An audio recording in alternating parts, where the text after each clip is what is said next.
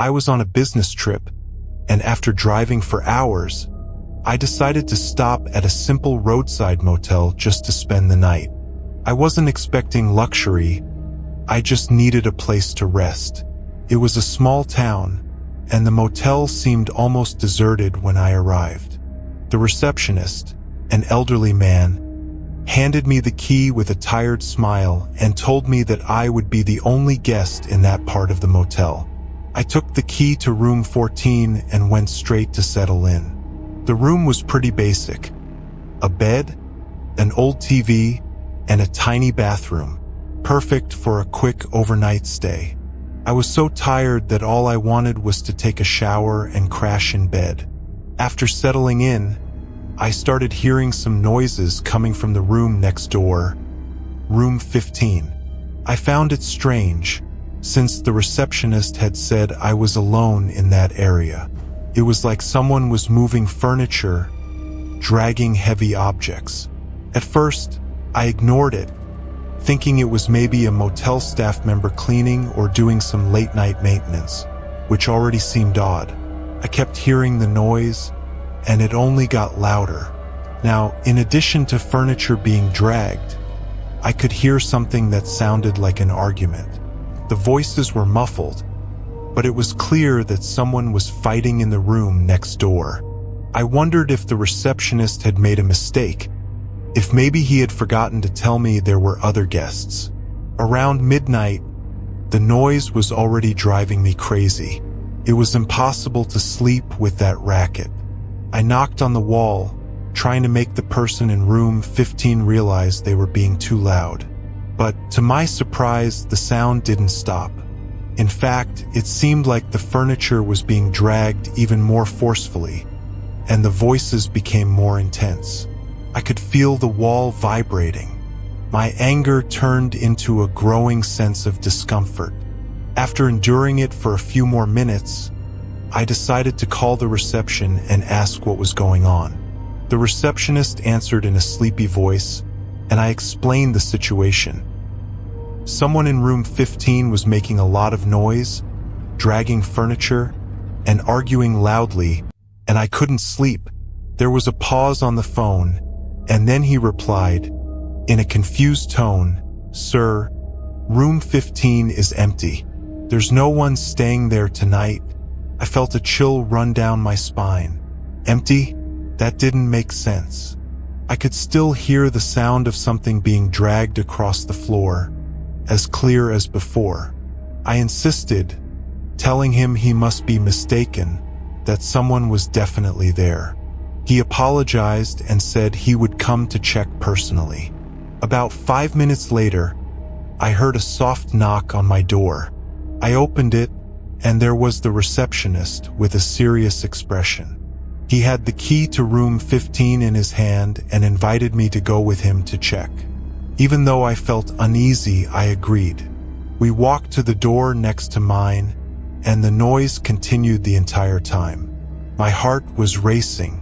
He unlocked the door and slowly pushed it open. The room was empty, completely empty. No furniture out of place, no mess. Nothing. The receptionist stepped inside, looked around, and then stared at me, visibly disturbed. "I told you there was no one here," he murmured, still glancing around as if expecting something to appear. I stood frozen at the entrance. The noise had stopped the moment the door was opened. It was as if nothing had ever happened. But I knew what I had heard. The voices, the furniture being dragged. It was impossible that I had imagined it. Even so, the room looked like no one had been in there for months. The receptionist looked at me and, with a tired sigh, said, "This has happened before." I asked what he meant by that, and he explained, without much detail, that some guests had reported hearing noises coming from room 15, even when it was empty. It was something he tried not to think about too much, but it happened from time to time. It was as if that room was never truly empty. I returned to my room, but the discomfort wouldn't let me sleep. The motel, which had seemed like just a quick stopover, now felt much more sinister. The idea that something inexplicable was happening in the room next door put me on high alert. The rest of the night was a nightmare. I lay there, awake, listening to every little sound, waiting for the noise to come back. Thankfully, it didn't, but the silence, after everything that had happened, was just as disturbing. I left the motel at dawn without looking back. Since that night, I've never been able to stay in a motel without thinking about that empty room next door, which never really seemed empty.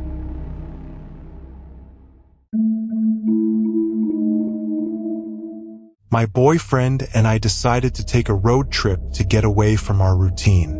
We were exhausted from work, the hectic life, and we needed a moment just for the two of us, far from everything. In the middle of the road, after hours of driving, we found a simple roadside motel, one of those that seem isolated from everything. It was the only place nearby, so we decided to stop and spend the night. The place seemed welcoming enough for a quick rest. The receptionist was friendly, and he gave us the keys to a room with a view of the countryside.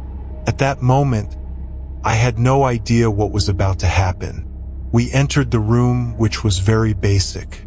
A large double bed, an old carpet, and a small TV that didn't seem to work very well. It wasn't a dream room, but after a whole day on the road, any place with a comfortable bed seemed perfect. We took a quick shower, ate some snacks we had brought, and got ready for bed. Everything seemed normal. It was just another quiet night at a roadside motel. Around 3 a.m., I suddenly woke up with a strange feeling. The room was dark, lit only by the faint light coming from outside, and the silence was absolute. I tried to calm myself down, but the feeling persisted. That's when I heard a sound, something very faint, but it immediately put me on alert. It was as if something was scratching the floor, right under the bed. My first reaction was to try to rationalize it. Maybe it was a rat or some small animal that had gotten into the room. After all, I was at a roadside motel. But the sound continued, and it no longer seemed like the scratching of a small animal. It was slower, more deliberate, as if something was dragging itself. My body tensed, and I stopped breathing for a moment, trying to listen better. Something was definitely under the bed. I tried to wake up my boyfriend without making much noise. I gently shook his arm, but he was in a deep sleep and didn't move. The scratching sound got louder, and my heart started racing. I don't know where I got the courage to do what I did next, but with my heart pounding, I slowly lowered my head to look under the bed. What I saw paralyzed me with pure terror. Under the bed, stretched out on the dirty carpet, was a hand. Not just any hand, but a pale, almost skeletal hand that seemed to be coming out of the darkness. The fingers were thin and long, with dirty and broken nails. The hand was completely still, as if waiting for me to see it. Fear overwhelmed me so intensely that my body seemed unwilling to respond. I wanted to scream, but no sound came out. The air in the room felt heavier, and I knew something was terribly wrong. Somehow I managed to move. I jumped out of bed in one quick motion, so fast that my boyfriend woke up startled, not understanding what was happening. I was trembling, trying to explain what I had seen, but the words wouldn't come out properly. All I could say was, "There's someone under the bed." He looked at me, still confused and sleepy, but after seeing my desperation, he grabbed the phone to call the front desk. While he spoke to the receptionist, I stood there, staring at the bed, waiting for something to happen, for that hand to move again. But the silence was unbearable. I knew something was there, just waiting. Minutes later, the receptionist, an older, short man, arrived with a concerned look. He came into the room and, without saying a word, turned on the light. The room seemed brighter now, but the terror didn't go away. The receptionist, without hesitation, knelt down and looked under the bed. I was trembling, expecting the worst, but when he stood up, he calmly said that there was nothing there. Nothing. I looked at him, unable to believe it. How could there be nothing? I had seen the hand. It was there, pale and horrifying, stretched out on the carpet. But under the bed, according to him, there was nothing.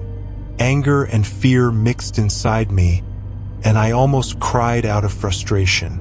The receptionist said it might have just been a nightmare, the exhaustion of the trip playing tricks on us. But I knew what I had seen. That was no nightmare. After he left, we went back to bed, but I couldn't sleep. I spent the rest of the night awake, my eyes fixed on the floor, waiting for the hand to appear again.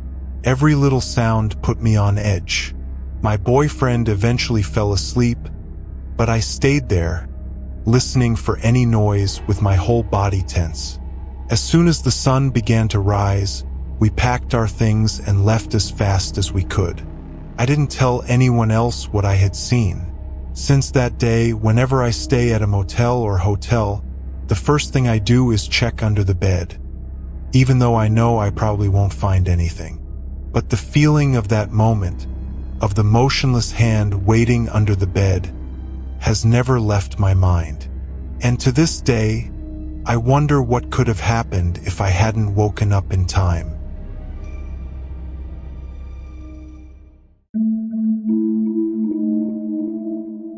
I was traveling for work and needed a place to spend the night. After driving for hours, I found a roadside motel, one of those simple ones where you just stop to sleep and continue your journey the next day. The fatigue was already hitting hard, and when I saw the motel's lit sign, I decided that was where I would stop. The reception was small and empty.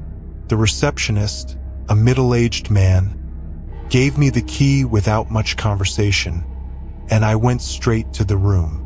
When I entered the room, the first thing I noticed was the mirror. It was large, placed directly in front of the bed, reflecting practically the entire room. It was the kind of mirror where, even if you didn't want to, you always ended up seeing yourself in it. The room itself was simple but clean. It had a double bed, an old TV, and a bedside lamp. However, the mirror seemed out of proportion for the space, huge and slightly worn around the edges. Something about it didn't feel right, but I was too tired to worry. I took a quick shower, ate something I had brought with me, and lay down. I was so exhausted that I thought I'd fall asleep as soon as my head hit the pillow. But that's not what happened. I couldn't completely relax. You know when you feel like something is wrong, but you can't quite put your finger on what it is? That's how I felt. My gaze kept drifting back to the mirror, as if something about it was bothering me. Gradually, the discomfort became more tangible. I was lying on my side, facing the mirror, and suddenly, I had the feeling that there was something there that I shouldn't be seeing. You know that impression you get when someone's watching you? That's exactly how I felt. I tried to convince myself it was just my exhaustion playing tricks on me, but something made me keep looking at the reflection. And that's when I saw her. In the reflection of the mirror, there was a woman. She was standing beside the bed, dressed in an old-fashioned white gown, the kind you see in period films. Her face was partially hidden by long black hair, and what little of her face I could see was pale and expressionless. I froze. It wasn't possible. There was no one in the room but me. I quickly turned my head to look directly beside the bed, but there was nothing there. The room was empty. I looked back at the mirror and she was still there in the reflection in the exact same spot. Standing, watching me, my heart started pounding. Fear gripped me. I wanted to get up and run, but my body wouldn't move. All I could do was stay there, staring at her in the mirror. The room felt colder, and the silence was unbearable. The woman didn't move. She just kept staring at me, as if waiting for something. It was as though she existed only in the reflection, trapped in that dimension but fully aware that I could see her. I had never felt so scared in my life. The sensation that something very wrong was happening completely paralyzed me. I didn't know what to do. My body seemed unresponsive to my commands.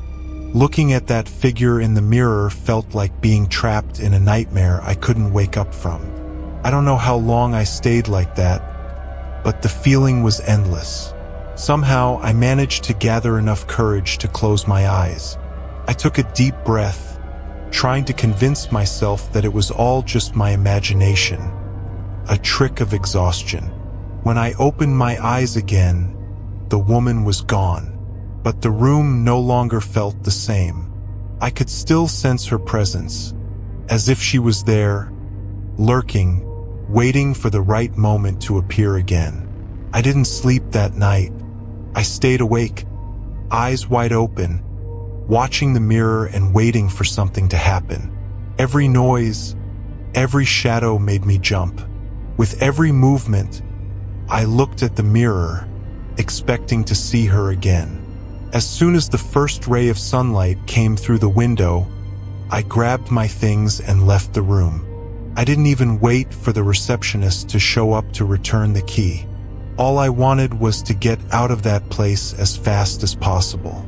As I drove away from the motel, I couldn't stop thinking about that woman in the mirror.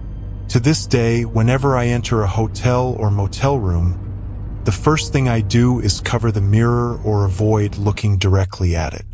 I don't know what happened that night, but the image of that woman haunts me to this day. I never found out who or what she was, but something tells me that, somehow, she's always there, trapped in that reflection, waiting for someone unsuspecting to look at her again.